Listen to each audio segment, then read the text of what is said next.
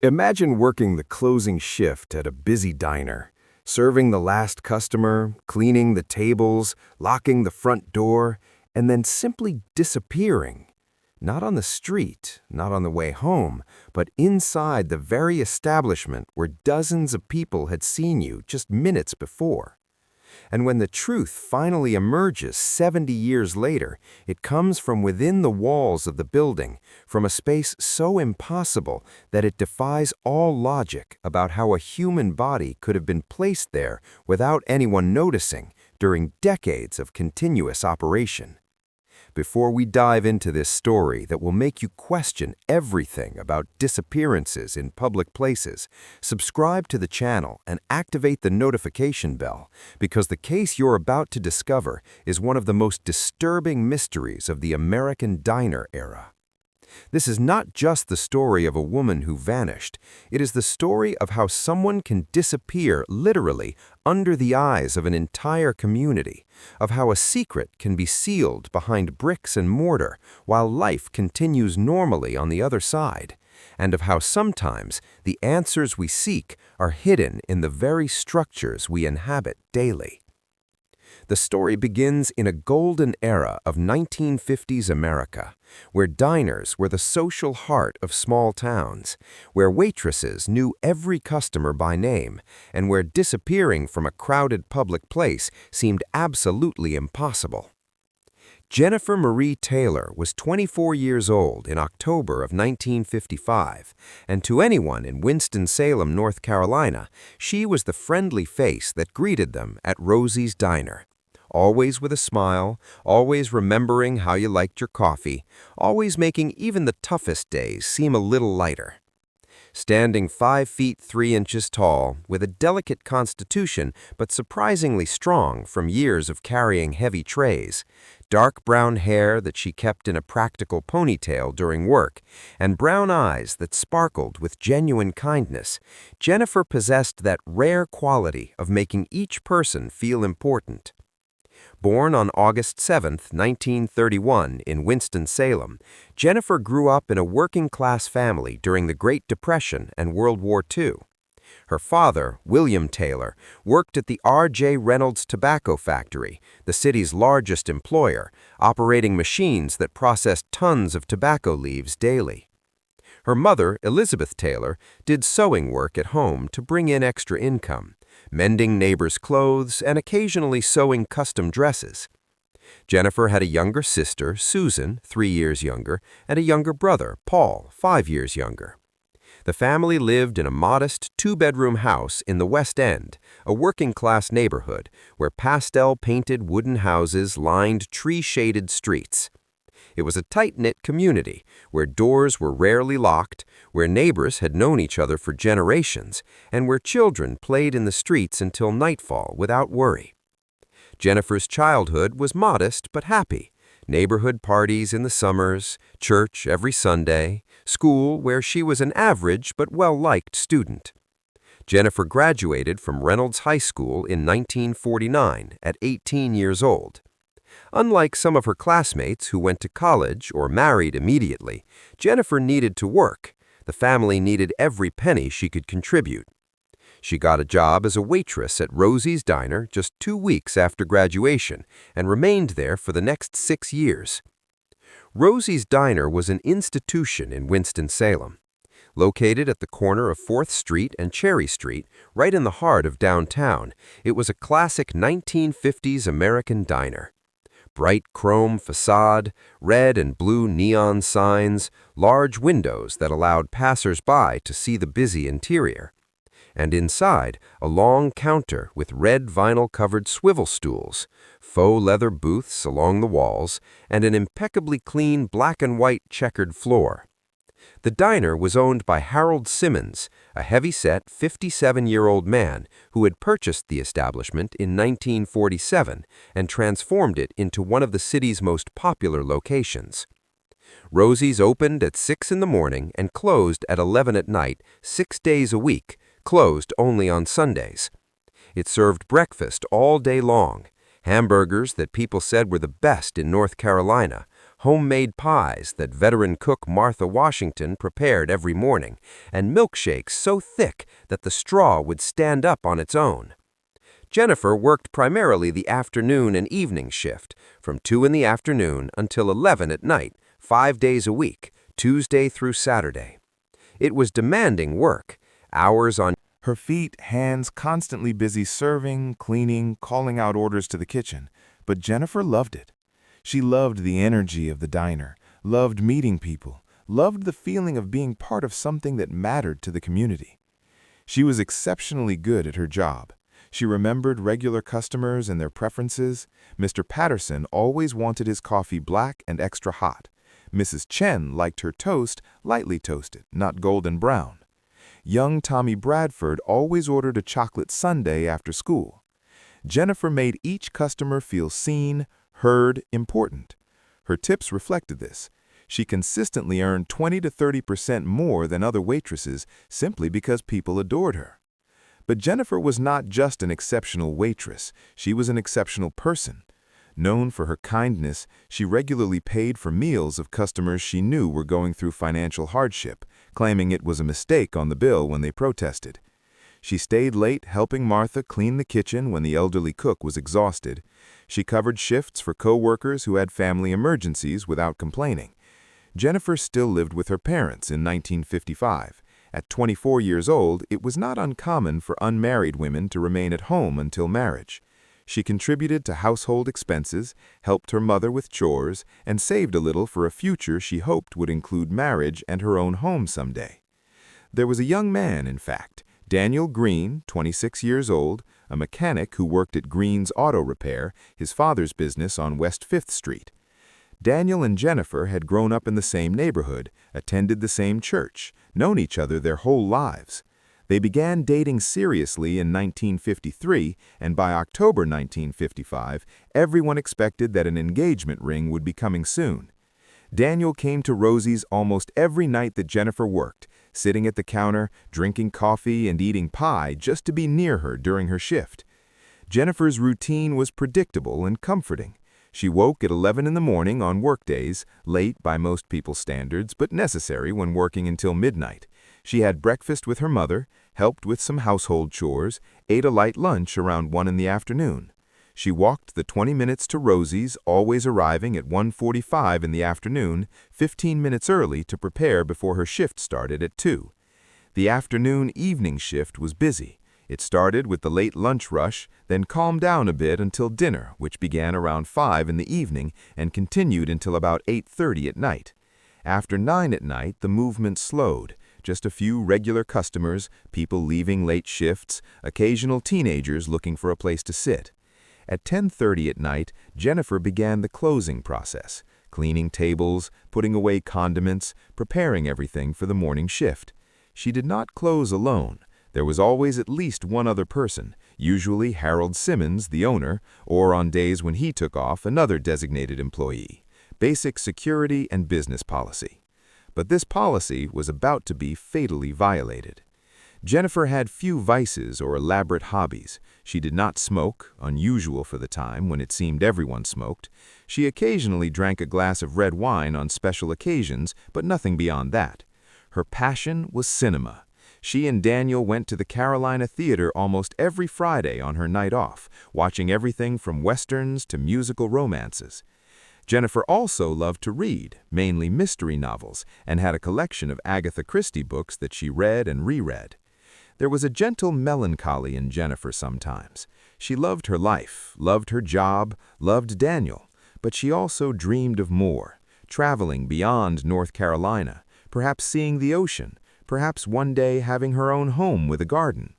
These were modest dreams by today's standards, but in the economic reality of a waitress in 1955, they were significant. Her parents, William, now 51 years old, and Elizabeth, 49, were proud of Jennifer. She was responsible, hard-working, kind. Susan, her 21-year-old sister, admired Jennifer and frequently asked for advice about boys and life. Paul, 19 years old and working at the same tobacco factory as his father, had a protective relationship with his older sisters. In October 1955, Jennifer's life was at a sweet spot. Daniel was saving for a ring. She had been promoted to head waitress at Rosie's with a small salary increase. Family was healthy. The future looked promising. But on an autumn night that seemed perfectly routine, Jennifer's life would end in such an incomprehensible and disturbing way that it would generate questions that would remain unanswered for 7 decades. And when the answers finally came, they would come not from investigation or confession, but from within the very walls of the building where Jennifer had spent 6 years of her life serving others, where she had been seen alive for the last time, where her body would remain hidden while the diner continued operating, customers continued eating, and life continued flowing around a secret sealed behind bricks. The night of October 28, 1955 was a Friday, and Rosie's diner was reasonably busy, but not exceptionally so.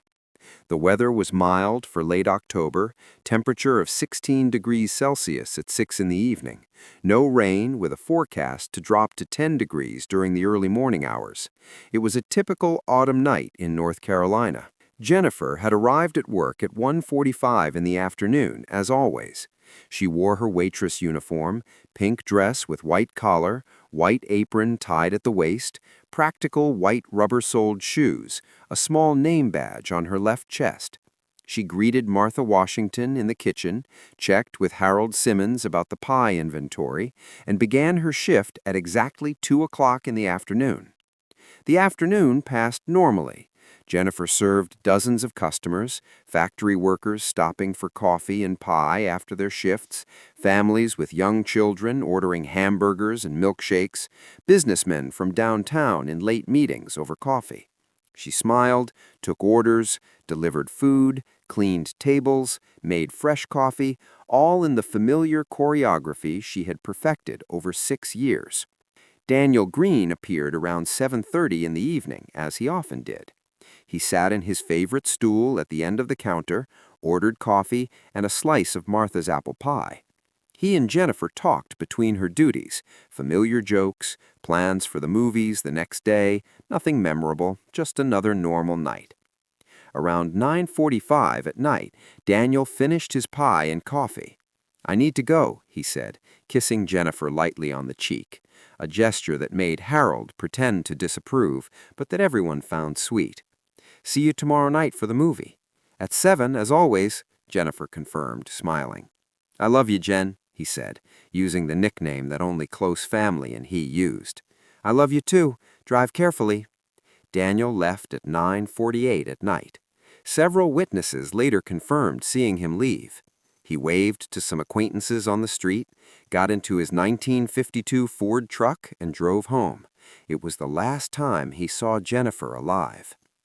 At 10:30 at night, the diner was almost empty. Only 3 customers remained. Mr. Patterson, a 68-year-old widower who came to Rosie's every night, sitting in his usual booth, reading the Winston-Salem Journal. 2 teenagers, Bobby Chen and Michael Stewart, both 16 years old, sharing a milkshake and talking quietly about girls. And at the counter, Kevin Walsh, a 33-year-old truck driver who had stopped for a late dinner before continuing his route. Jennifer began her closing process. She refilled the sugar and salt shakers on the tables. She made fresh coffee to ensure there was a fresh pot. She cleaned the prep area. Martha Washington had already left at 10 p.m. Her shift ended early, and she had an hour's walk home. At 10:45 at night, Mr. Patterson paid his bill. He always left exactly 15% tip, $1.23 that night. "Good night, Jennifer," he said at the door. "Good night, Mr. Patterson. See you Monday." She waved as he went out into the October night. At 10:52 at night, the 2 teenagers finished their shared milkshake. Bobby paid 35 cents plus a 10-cent tip. "Thank you, Miss Taylor," he said politely. "You're welcome, boys. Stay out of trouble," she joked. They laughed and left, pushing each other playfully as they walked down 4th Street. That left only Kevin Walsh. He was finishing his hamburger and fries, reading a trucker magazine. At 10:58 at night, he finished, paid his bill of $2.15, left a 50-cent tip, and departed. "Thanks for the food," he said. "Drive safely," Jennifer responded, as she always did. It was now 11 o'clock at night. Rosie's diner was empty except for Jennifer, and crucially, Harold Simmons was not there.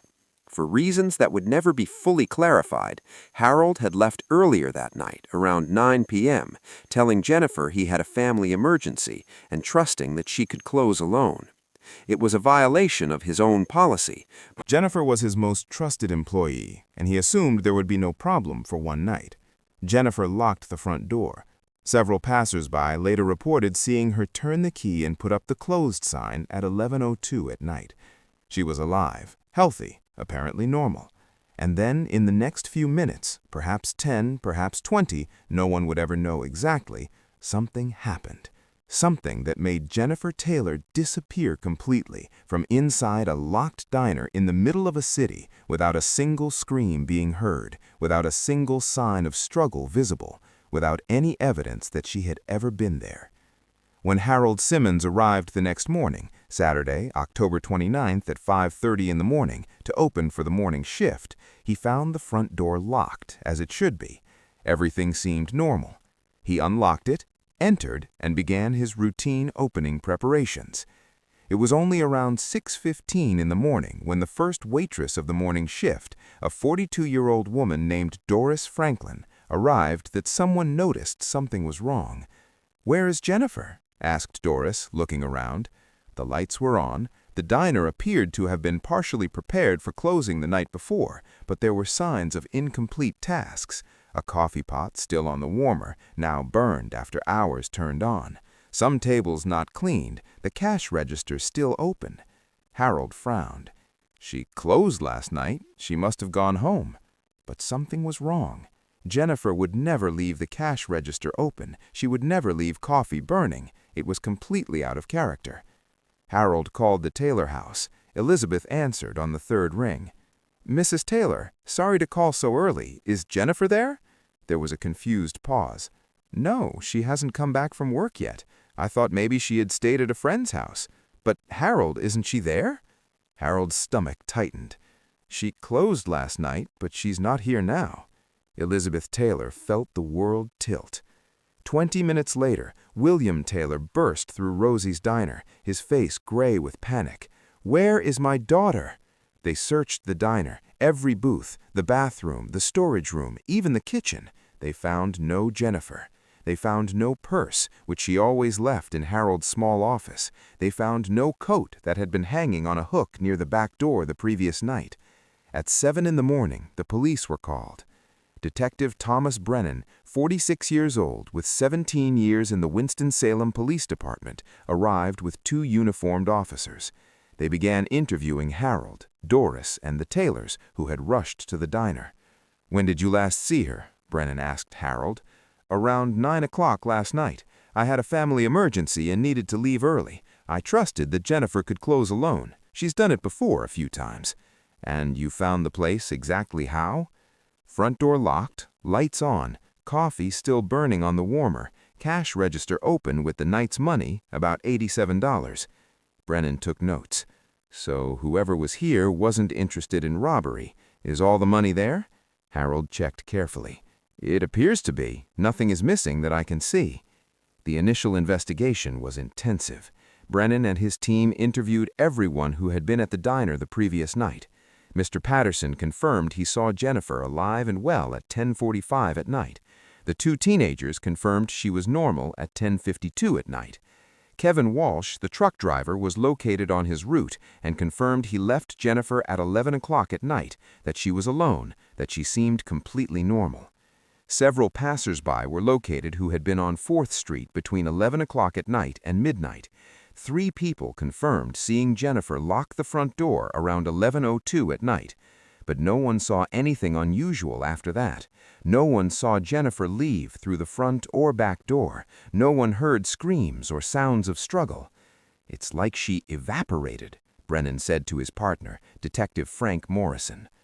Daniel Green was interrogated extensively, standard protocol since boyfriends are always considered suspects initially. But Daniel had solid alibis. He had stopped at a gas station at 10:15 at night after leaving the diner. The attendant remembered him. He arrived home around 10:30 at night, where his parents confirmed his presence. He was there all night. He was visibly devastated by news of Jennifer's disappearance, and investigators quickly eliminated him as a suspect. Searches were organized. Volunteers combed through downtown. Winston-Salem checked alleys, vacant lots, the small nearby park. They even dragged Salem Creek, which ran about 8 blocks from the diner. Nothing was found. Jennifer's purse was never located. Her coat was never located. It was as if she had simply ceased to exist the moment she locked that door. Theories proliferated. Perhaps someone had entered through the back door, but it was locked from the inside in the morning. Perhaps she had left voluntarily with someone. But why? And where did her purse and coat go? Perhaps kidnapping. But there was no ransom demand, and the Taylor family had no money to pay ransom anyway. The most sinister explanation was that someone had entered the diner after Jennifer locked the front door. Perhaps someone who had hidden in the storage room or bathroom before closing. That person would have attacked Jennifer, possibly killed her. And then what? Taken the body? How? The front door was visible from the street. The back door opened to an alley, but still, carrying a body without being seen would be risky. And why? There was no evidence of sexual assault. There was no theft. What would be the motive? Weeks turned into months. Jennifer Taylor's case received significant attention in local newspapers. Waitress mysteriously disappears from locked diner. But without new developments, the story eventually disappeared from the front pages. Jennifer was declared legally dead in October 1962, 7 years after her disappearance. Her parents never recovered. Elizabeth developed severe anxiety and rarely left home. William became silent and withdrawn, visibly aging year after year. Susan married in 1958, but carried the pain of her missing sister her whole life. Paul joined the Army in 1957, partially to escape the memories. Daniel Green waited 2 years, holding hope against hope that Jennifer would simply return. Eventually, life forced him to move on. He married in 1960 with a kind woman named Mary, had 3 children, lived an apparently normal life. But those close to him knew that part of Daniel never left that October night of 1955. Rosie's Diner continued operating. Harold Simmons kept the business until 1968 when he sold it. The new owner renamed it Sally's Place, but kept the style and clientele. The diner changed hands several times over the following decades. Joe's Diner in the 1970s, the Americana Grill in the 1980s, Retro Eats in the 1990s. Each new owner made renovations, updated the decor, changed the menu, but the basic structure of the building remained. And somewhere within those walls, Jennifer Taylor was waiting for technology and circumstance that would finally reveal where she had been all that time. Not in some remote location, not in some secret grave far from the city, but right there, just a few meters from where customers ate, laughed, and lived their lives, completely unaware of the horror sealed behind the bricks. The years transformed Winston-Salem as they transformed all of America. The tobacco industry that had been the heart of the city began to decline. Downtown, so busy in the 1950s, emptied out as suburban shopping centers attracted customers.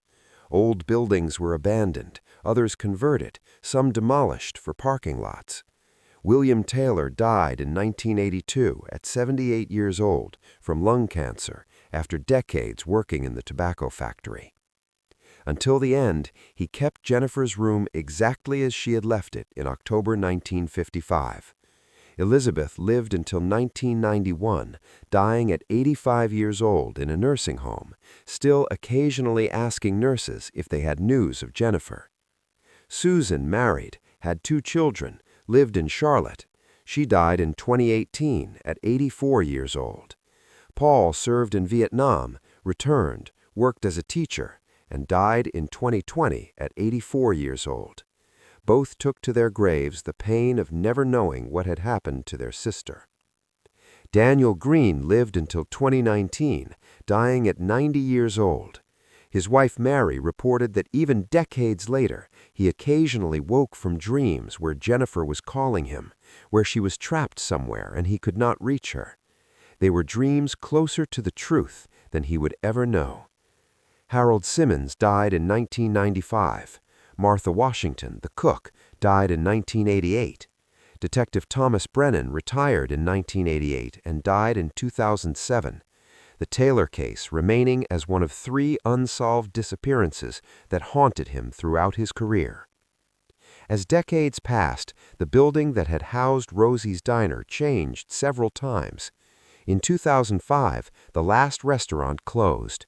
The building sat empty for years, slowly deteriorating. Windows were broken by vandals. Graffiti covered the exterior walls. The city considered demolishing it multiple times, but bureaucratic issues delayed it. Finally, in 2024, a development company purchased the building and surrounding land. They planned to demolish the old structure and build a modern apartment building, part of the redevelopment of downtown Winston-Salem that was slowly bringing life back to the abandoned center. On March 14, 2025, a demolition crew from Carolina Demolition and Construction arrived to begin the work. The supervisor, James Rodriguez, 48 years old, gathered his crew of 6 men and began the process of systematically dismantling the building from the inside out. They started by removing remaining equipment, then interior partitions. On the 3rd day, March 16th, they were working in the area that had been the original diner's kitchen. A worker named Marcus Thompson, 33 years old, was using a sledgehammer to break down a brick wall that separated the kitchen from a small storage room. At 2:30 in the afternoon, his sledgehammer broke through a section of bricks, and he noticed something strange. Behind the bricks he had just broken, there was an empty space. Not plumbing or wiring, as would be expected, but a significant void. "James, come see this," Marcus called. Rodriguez came down from where he was supervising work on the 2nd floor. He examined the hole Marcus had made. Using a flashlight, he illuminated the space behind, and then both froze. In the empty space behind the brick wall, clearly visible in the flashlight's beam, was a human skeleton. It was in a partially seated position, leaning against what appeared to be the building's original bricks, dressed in the remains of deteriorated fabric, what clearly had been a dress, and beside the skeleton a rotted leather purse and what appeared to be a coat. "Jesus Christ," Rodriguez whispered. "Stop everything. Nobody touches anything else. Call the police now." Over the next few hours, the scene transformed into a complete forensic investigation. The Winston-Salem police arrived, followed by detectives, then by a complete forensic team. Dr. Patricia Chen, a 52-year-old medical examiner, carefully descended to examine the remains in situ before removal. "Female, based on pelvic structure," she narrated into her recorder. "Estimated age at time of death, early 20s. Complete skeleton surprisingly well preserved. The sealed space provided a dry environment. Traces of pink dress and white apron. Significant cranial trauma visible. Occipital fracture consistent with strong blow or impact. The deteriorated purse contained items that had survived the decades in the dry space. A leather wallet with fragments of identification, some coins, keys, lipstick, and crucially, a small metal name badge that corrosion had not completely obscured. Jennifer. Detective Michael Harrison, 45 years old, who had taken on the case, cross-referenced the name with historical missing persons records. Within hours, he had a match. Jennifer Marie Taylor, 24 years old, disappeared on October 28, 1955, from Rosie's Diner, the same building. "My God," Harrison said. "She's been here the whole time, for 70 years?" The news exploded. 70-year mystery solved. Missing waitress found walled up in old diner, screamed national headlines. The story had all the elements that capture imagination. Decades-old mystery, young woman, macabre discovery. The reconstruction of what happened took weeks, but eventually painted a disturbing picture. Forensic analysis revealed that the brick wall where Jennifer was found was not original to the building constructed in 1947. It was a later addition, and construction records confirmed that masonry work had been done in late November 1955. The most likely theory, based on physical evidence and reconstruction, was frightening.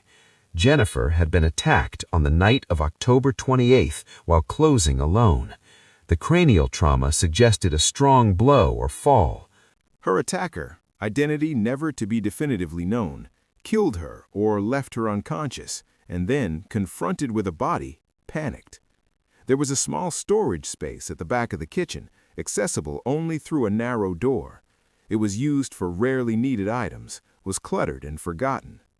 The attacker hid Jennifer's body there temporarily, and then, at some point in the following weeks, when Harold Simmons decided to renovate and close off that unused storage space, someone, possibly the attacker, if it was Harold or someone working with him, possibly construction workers unknowingly, simply built a brick wall sealing the space completely, and Jennifer with it. This explained why she was never found despite extensive searches. She had been there from the beginning, just meters from where investigators had been, from where customers had eaten for decades, from where life had continued normally while she lay trapped behind bricks. Harold Simmons was the obvious suspect. He had violated his own policy by leaving Jennifer to close alone. He had supervised the construction of the wall weeks later. He would have had opportunity and means, but Harold had been dead for 30 years, beyond the reach of justice, his motivations and guilt impossible to prove definitively. There was also the disturbing possibility that someone else, perhaps someone who had hidden in the diner before closing, perhaps someone Jennifer had let in, trusting them, had killed her, and then, by macabre coincidence, the body was sealed when Harold decided to renovate. Without Harold alive to interrogate, without witnesses, without confession, the complete truth would remain forever obscured. Jennifer Taylor was finally buried in April 2025 in Salem Cemetery in Winston-Salem, in a section overlooking the downtown that had been her workplace and her accidental grave.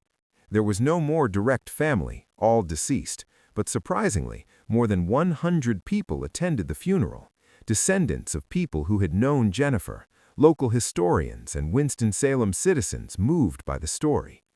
The headstone read, Jennifer Marie Taylor, 1931 to 1955. Waitress, daughter, beloved, finally at peace.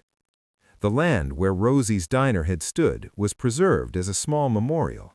The city of Winston-Salem installed a plaque telling Jennifer Taylor's story, and the space became part of a small pocket garden in the redeveloped downtown. The case serves as a somber reminder of several truths. First, that people can disappear even from public places, even surrounded by witnesses, if circumstances align tragically. Second, that sometimes the answers we seek are terribly close, hidden literally under our noses for decades. Third, that in 1955, without security cameras, without DNA forensics, without many of the tools we take for granted today, crimes could happen and remain unsolved indefinitely. And fourth, that the worst kind of mystery is not the one that is never solved, but the one that is solved too late to matter to the people who needed the answers. The family that spent decades in torment, the boyfriend who spent his life wondering, the friends and colleagues who carried guilt and confusion.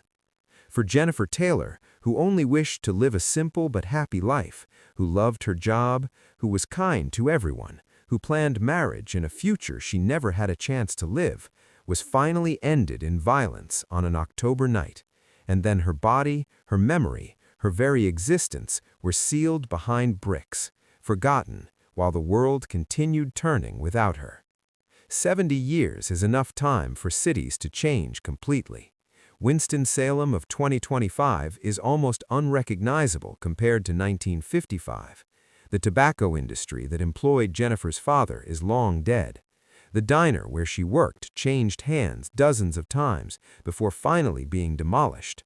The people who knew her, Every customer, every colleague, every friend, all gone. And yet, when the bricks were finally removed and Jennifer was found, there was a silent justice in it. She was not forgotten. Her story was told. Her name was remembered. And although the answers came too late for those who loved her, they came. The mystery of Jennifer Taylor was solved. But the sadness of a life cut short at 24 years old, of a stolen future, of decades of family torment, of a body hidden in an impossible grave while life continued inches away, that sadness cannot be resolved. It remains as testament to the fragility of life, the cruelty that humans are capable of, and the crushing weight of unanswered questions that families of the missing carry. The walls were finally removed, the bricks were removed, and Jennifer Taylor, who served coffee and smiles at Rosie's Diner for 6 years, who loved and was loved, who dreamed of a future she never had a chance to live, was finally freed from her prison of bricks and mortar. She is at peace now, but the horror of what happened that October night of 1955 and of what was done to hide it still haunts. It is a reminder that sometimes monsters do not come from outside. They build walls, they hide evidence, they return to work on Monday as if nothing had happened, and for 70 years they get away with it, until bricks are finally removed and secrets impossible to bury forever are finally revealed.